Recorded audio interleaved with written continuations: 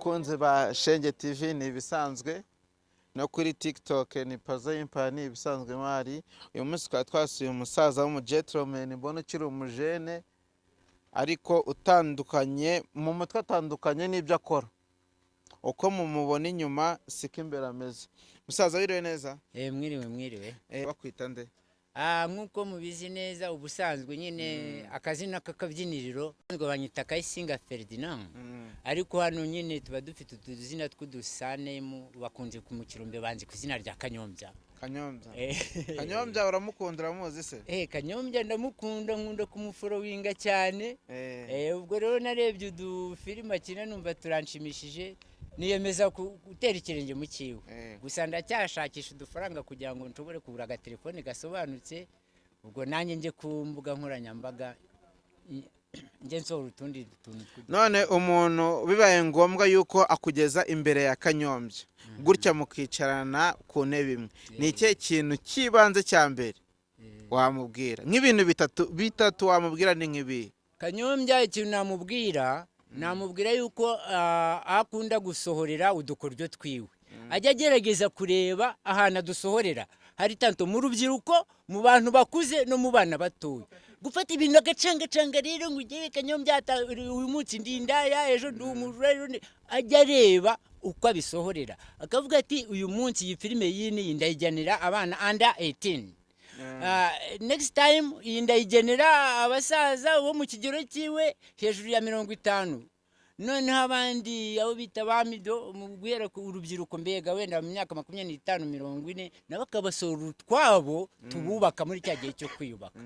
Nicyo kintu namusaba. Tuntu twitwongereza kandi umuntu akubonye aha ngaho uri ntago yakeka yuko uzi Icyongereza, cyangwa se hari izindi ndimi waba uzi zitari Ikinyarwanda?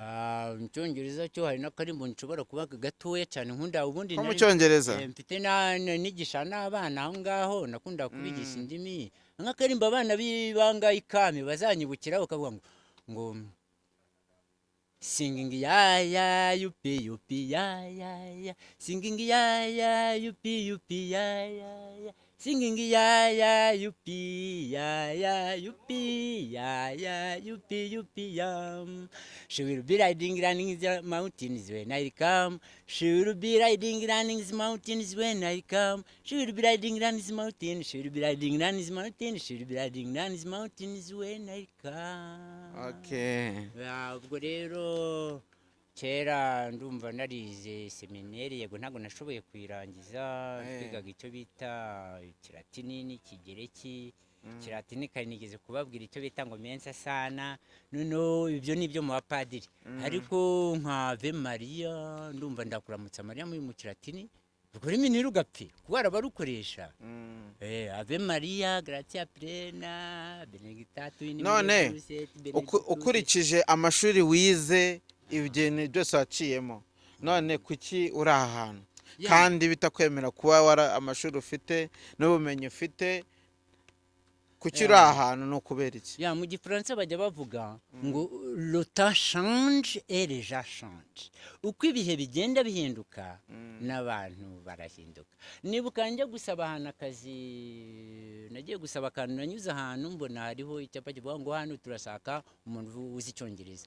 Ngezeyo nsanga umuzungu, njye kuyabonesha barambonye ati turavuganira, yumva Icyongereza ndagerageza, aravuga ati akazi uragakwiriye, but we don't need old man, we need young man. Ntabwo dukeneye abantu b'abasaza, dukeneye abantu batoya. Urumva rero mu kazi nyine biterwa nawe ugiye ugasaba. Nk'ubu abana batoya bafite courage, rapidité. Nese ubu wararekeye kuba washaka akazi? Wariyakiye, wabaye proud y'ibyo ukora ku buryo ubonye akazi utagakora waguma aha ngaha? Not yet. Ubu ndacyashakisha. Gusa wenda nk'akazi ka leta ko birakomeye, ariko noneho njyewe numva akazi ko kwikorera ku giti cyanjye ariko kampesha amahoro. Si ngombwa kuvuga ngo ugiye gukora umuntu runaka ngo aguhe amafaranga ku kwezi. You can create your own job kandi kanagutunga. None se wawuze uvuga Kanyombya amafaranga yinjiza ni makeya? Ni menshi cyane. None se ubu nanjye ngiye nkayimba filime cyangwa nkayimba indirimbo, waramwumvisha igisupusupu cyangwa nkakora business yanjye yo kumba amatafari ngashyira ku isoko ntibyama amafaranga se kurusha bya bindi. cyane Njyewe rwose. icyo mpa agaciro ni ukwihimbira umwuga uzakubeshaho mu minsi iri imbere, utavuze ngo babandi nibabura se nibabura Umva ni ibindi bintu. bibazo. Ubu tuvugana kuba uri hano hantu bivuze ngo hari icyo wokeje kitarashya. Ya nuko bavuga n'ubundi ngo iyo ushaka kunyura mu muhanda mwiza uramanza ukawuharura. Naje hano nje kubumba ariko ndimo no kwiga. Uyu munsi ndi umubumbyi ariko tomorrow nshobora kuza abandi umushoramari nk'abariya.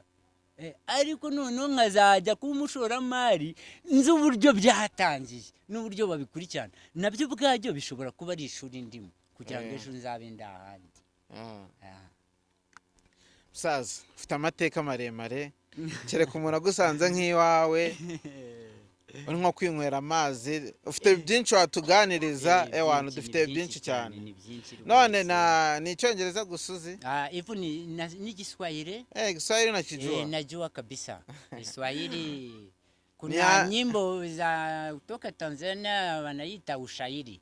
Zile nyimbo zote bale baimbaji wanaimba so ni ushairi. None se umuntu akubwira ati uri nko muri Kongo, umuntu akubwira ati okay, example ugakenera nk'ubwiherero, wabwira gute umuntu ukeneye nk'ubwiherero nko muri Kongo, wabivuga gute bikeneye ugiye gusaba ubwiherero umuntu muri Kongo? Burya ari Kiswahili kiratandukanye. Kuna Swahili sanifu kutoka Tanzania na Kenya, na lakini ile Swahili ya unasikia ile Swahili ya Kongo ni Swahili mchanganyiko. Unasikia kwanza wanachanga Fransi na Swahili. Hiyo ni Swahili ya Kongo niko naongea. Si nataka kuenda kujisaidia. Naenda nataka kuenda kujisaidia. Sema Kiswahili unajua tu. Ndio ile tu nataka kujisaidia. Kujisaidia nyinyi ndashaka ubwiherero hiyo. Niko bavuga. Unasema mimi nataka kujisaidia. Nataka kuenda kujisaidia. Icho ni Kiswahili chahagana he? Hiyo ni Swahili yoyote. Hata Tanzania wanasema hivyo kujisaidia, hata Kenya wanasema hiyo, na Kongo wanasema hiyo. Nataka kujisaidia. Ndumva hano hose wajya kwa muda mrefu, sio kwa muda mfupi. Kuna kujisaidia kwa muda mfupi ndio wanaita kukojoa, kunyara.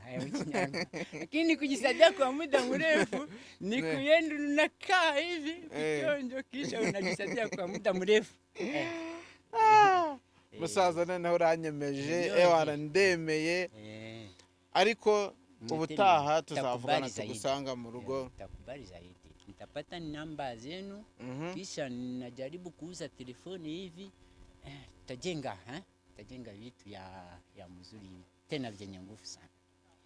Ni icyo wabwira nk'Abanyarwanda cyangwa se bitewe n'ubuzima aciyemo nuko uhagaze, kugira ngo n'undi wese atazisanga nk'uko uri, nihe nama wabya akantu k'ubwenge gato cyane wahitamo ku buryo bwose akagendera? Iyo ndio vile ndirimbo imwe yo mugana ngo ukidende kidende fanya kazi, fanya nguvu. Noneho rero mu buzima hari igihe ugeramo isi ikakuzunguza kweli, ikakwigisha.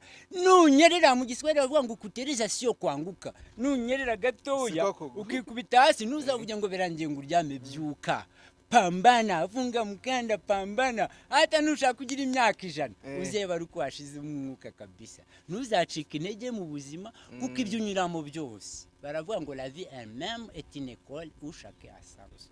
Ibyo unyuramo byose bijye bikubera ishuri kandi ntuzacika intege. Igihe cyose gifite umwuka wo gukora n'imbaraga, niyo waba utanazifite kuresha ubwenge Imana yaguhaye bizakugaburira. Nicyo nabwira abantu bacitse intege, abantu bango nta kazi. Ikindi cya kabiri ukanyurwa. Cyambere no kunyurwa. Cyambere saza turi kumwe. Bo asante sana. Ubuse ubugiye gutaha cyangwa uracyakarimo? Hivi naenda mupoze ngiye gupumuzika no kuko ubundi gukoresha imbaraga nyinshi. Uko nanjala nataka sio zaidi. Asubuhi mapema tumepata chai na mbona naenda kula nini sasa hivi? Even lunch I don't know what I'm going to eat, but I think I eat rice and potatoes and some beans. After that I take for example misingi. And after that maana misingi nakuwa ni bei kali. Basi kwa maziwa ya kupatia maziwa ndio vile. Unakuwa unafanya kazi. Lakini kila mara once a week we take misingi. But milk 3 times a week. amata ni ngombwa mu buzima, byibuze nka 3 mu cyumweru. Saza urakoze cyane, umunsi umwe tuzagusura uri mu rugo, tuganire uri mu rugo, bizadufasha cyane. Akazi keza ewana wifata akantu. Yego murakoze. Urakoze cyane abakunzi ba Shenge TV, karakagaruka nk'ibisanzwe. Urabona ko uriya musaza ari umugentleman, ni umuntu ugifite imbaraga, bigaragara yuko nubwo akora ahantu ariko afite intego runaka ashaka kugira ute kugeraho.